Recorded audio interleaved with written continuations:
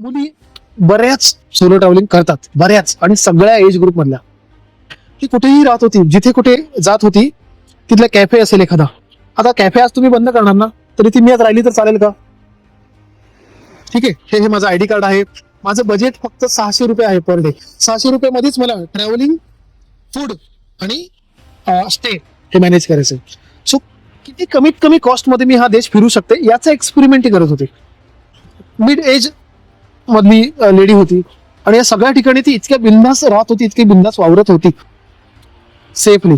So हा देश मुलींसाठी एकदम सेफ आहे फिरण्यासाठी माझ्या मते. ती निघालेली रेवस बंदर म्हणजे मुंबई पासून ते गोव्यापर्यंत जो पूर्ण आपला कोकण किनारपट्टी आहे ती एक्सप्लोर करत होती एकटी.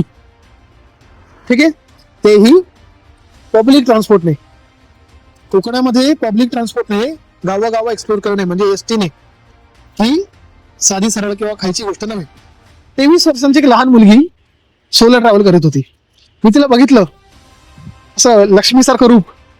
लक्ष्मीसारखं रूप का म्हणतोय मी? 60 लिटरची बॅग पाठीवरती, ओके, एका हातामध्ये गोप्रो, दुसऱ्या हातामध्ये बास्केट, ठीक आहे, एक आयफोन आणि दिवसा काम करण्यासाठी लॅपटॉप.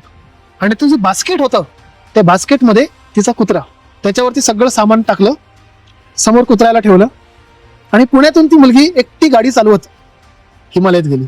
हिमाचल स्टेटमध्ये एवढे सगळे राज्य ती क्रॉस करून गेली एकटी मुलगी तिच्या डॉग सहित किंवा पेट सहित.